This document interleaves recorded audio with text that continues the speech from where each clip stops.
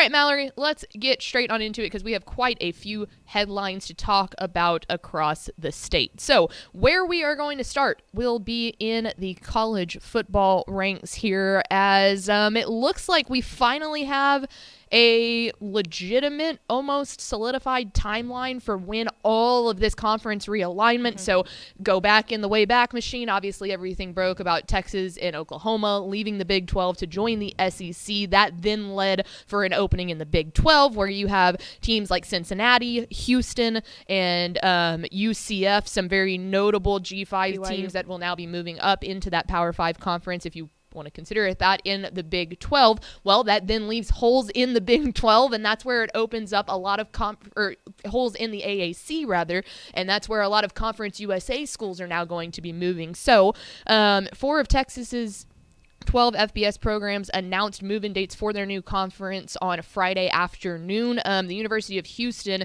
is set to pay the American Athletic Conference $18 million to move to the Big 12 in July of 2023. Cincinnati and UCF will also be paying the AAC that $18 million to move early into the Big 12. So that'll happen in July of 2023.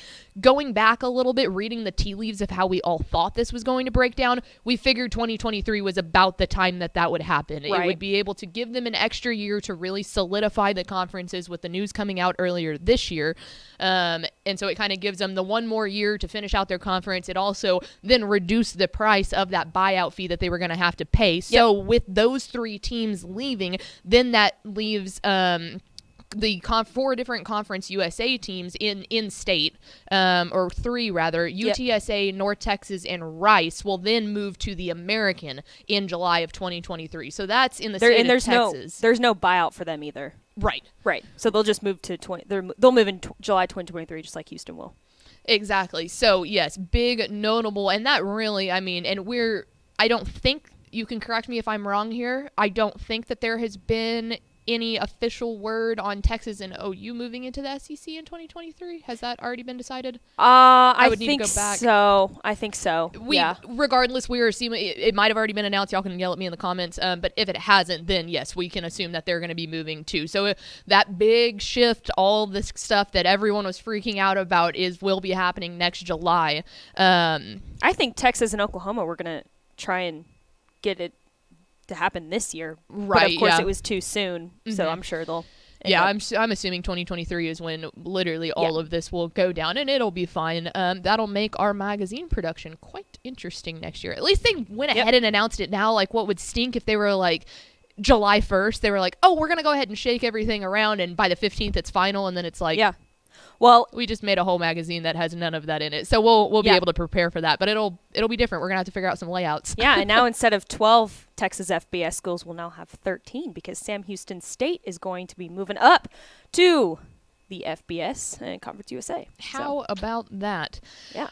All right, up next, we are going to go, was it the SMU player that I had next? Sorry, I thought I clicked. No, you're good. A big-time commitment that might have flown under the radar a little bit. I am almost positive we'll talk about this on Wednesday with Greg Powers, but if you remember the name Bryson Washington, he is that outstanding athlete out of Franklin, Texas. Of course, the reigning 3A Division 1 state champs, Division 2 state champs. But Bryson Washington, I mean, is an unbelievable player. We got the chance to see him, obviously, in the state semifinals last year when they played Wascom. And then we got to see him play in the state championship game. He's a guy that we've kind of watched come through the ranks. But the reason this is so notable and like what this is really doing for SMU is he's a really good player, a very good small school player, but I don't think people realize how good he actually is in the essence that he had offers from Baylor, from TCU, from Houston, and from Texas Tech. I mean, that's 4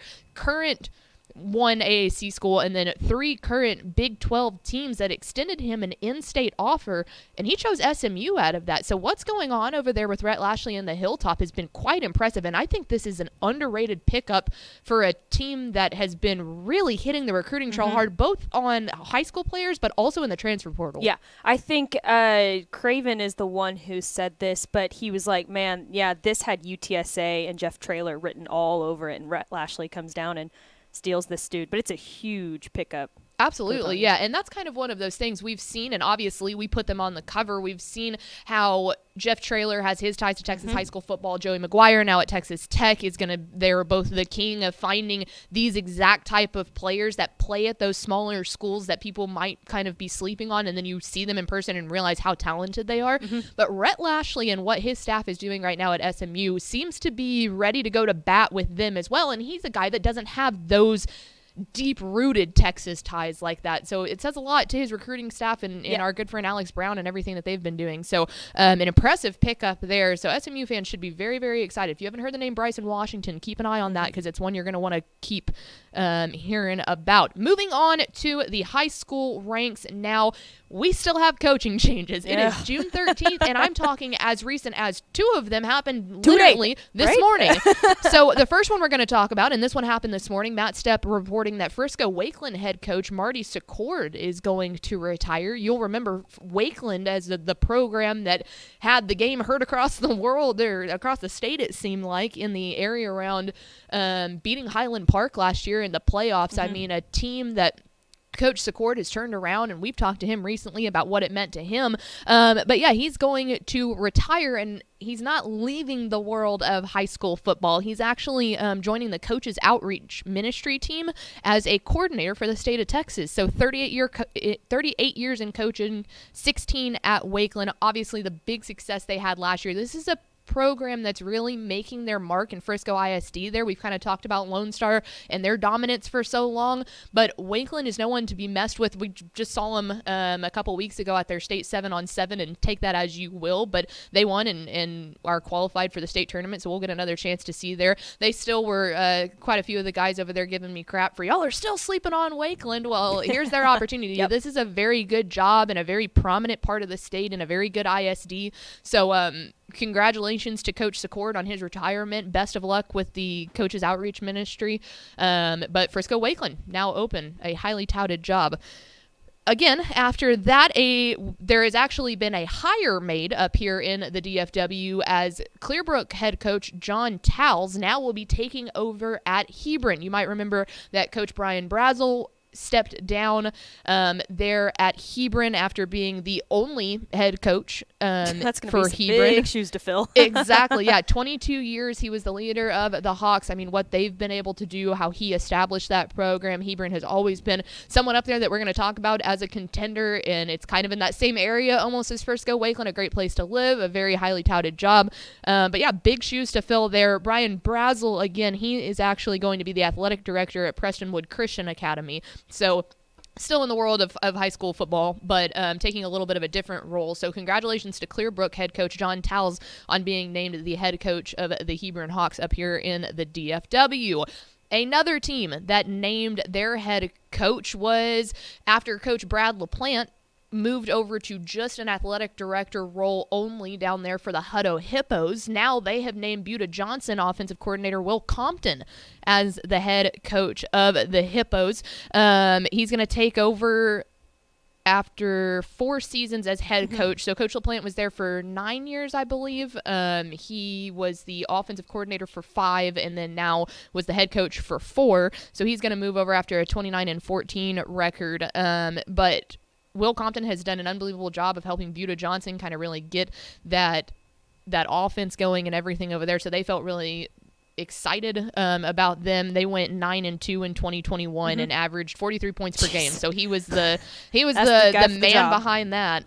Yep. So I know he is very excited, and we talked to Coach LaPlante last week, but Stepp and a couple other sources have said, a big part of this, we think, with Coach LaPlante has really been the fact that Hutto is likely going to be expanding into a second school at that point, so he moved into the athletic director role, and that'll be a good foundation for them of someone who lives and breathes Hippo Nation. Yep. So very excited for both Coach LaPlante and for Will Compton, now the head coach of the Hutto Hippos. One that I forgot, I didn't get to tell you to put this down on a lower third, but just real fast, Richardson Pierce is open. Yeah, I just saw that. Head coach David Collins resigned. He's rumored to take another role in the DFW. I'm not sure if that's going to be another head coaching job, if that's going to be an assistant's job, but looking to stay up here in the DFW. But Richardson Pierce is now open. That one literally came out about an hour ago. So like we said, this has been an astonishing amount of coaching changes this late in the season. A lot of times we are dwindling to probably 5 or 6, and as of last week, it was still at 20 something, and now they continue to go. So texasfootball.com/coaching changes, that's where you can find all of that. Up next, 7-on-7 is still right in its prime here. We will be heading down to the thriving metropolis of College Station in next week. 2 weeks. Yeah. Next week. Yeah. Wow. So the state tournament is the 23rd through 25th. We will have coverage, by the way, on TexanLive.com of some of the games throughout all 3 days of that. So make sure to check out 7-on-7. If you need anything with 7-on-7 state qualifying information, any tournaments, any forms, you go to texasfootball.com/7-on-7. But some big tournaments happening. The Westlake one happened. Let's see. There was just tons, to be honest with you. I'm not going to read through all of these, but if you want to go to texasfootball.com/7-on-7, you can see all the SQT results. This will be the final weekend of 7-on-7 before that state qualifying tournament. So a lot of people that have already made it typically tend to drop out at this point and get ready for that state tournament. But if you have not made it yet, this is another huge final weekend of 7-on-7 SQTs before we get to state itself. And just a quick note here, back to our Houston news. Andrew Christensen said in the comments that as of 2 days ago, Texas and OU are planning on making that move to the SEC in 2024. So interesting. Just wanted to interesting. Point So that out. so that one clearly has not been decided yet, and you almost start to wonder a little bit with all of these lower conferences going if that makes a difference. It would make a lot more of a difference if Texas and OU left first, because that just kind of has that trickle down effect. But it'll be interesting to see how that ends up working. But yeah, big conference stuff going on there. And then finally, I want to point out a couple of things that we have on texasfootball.com for you to take a look at. One is our intern, Carter Yates, wrote an unbelievable story about a high school athlete, Carson Weatherton. He is an amputee who participates in high school sports here in the state of Texas. It's a tremendous story. If you haven't gone to read it, go to texasfootball.com and it'll put a smile on your face on a Monday afternoon. But Carter did a fantastic job, so we appreciate him writing that for us. And then the other thing I wanted to point out is we decided to do something a little bit different this year. So usually we wait until the magazine comes out to really kind of dive into the cover stories. Mike Craven, our college football insider, wrote the main cover feature. And so that one will be forged on Friday night over Jeff Traylor and Joey McGuire, the head coach at Texas Tech. On the opposite side of that, on the gatefold cover, it was about South Oak Cliff, as we had mentioned, and their kind of rise to leading an inner city revolution. Our very own Ishmael Johnson wrote that one. So since the magazine is being delayed a little bit, and it's not for subscribers, remember, subscribers, if you subscribe to texasfootball.com, you get your magazine on time. Since it's going to be delayed a little bit because of paper supply chain and all of that, we decided to go ahead and for subscribers, we put the feature story over the South Oak Cliff gatefold cover that Ish wrote up on texasfootball.com. So if you're a texasfootball.com/subscriber, then you can go ahead and read Ishmael Johnson's cover story of the inner city revolution, and he did an unbelievable job with this. It's so good. And him and Craven felt a lot of pressure on both of these covers because it's kind of something they both held near and dear to their heart. You know, everyone with Craven, he's our college football guy. He's good, close personal friends with Joey McGuire and Jeff Traylor, and so he felt a lot of pressure. Well, it was the same way for Ish, because he wanted to find a way to not only incorporate, just South Oak Cliff. He found a way to kind of make it about inner city programs across the entire state. He spent a ton of time on it. And it's really awesome. So this is the first year that we've ever put those on our website before the magazine itself comes out. But yeah, texasfootball.com/subscribe. If you want to read an unbelievable piece written by Ishmael Johnson and over the South Oak Cliff Golden Bears and inner city programs in the state of Texas, go do that. But that's up right now. Definitely go check it out. Yeah. And I just wanted to mention, too, if you wanted to hear Ish and Craven talk about those pieces, we did a Republic of Football episode last week on that. So it's a quick 30-minute episode. Ish and Craven both talked about what it meant to them to be the writers of those big stories in the magazine. So it's incredible. You can hear all their emotion in it too. But it was a great podcast. So make sure to go check that out on our landing page, Republic of Football on TexasFootball.com. Perfect. Well, there you go. That'll do it for headlines across the state. Thanks so much for watching that video. If you would like more and to be notified when they come out, go ahead and click that subscribe button right down there. You can also watch Texas Football Today every day live at noon on TexasFootball.com, Facebook, Twitch, and right here on YouTube. For more of the best coverage of Texas football in the Lone Star State, go to TexasFootball.com/subscribe.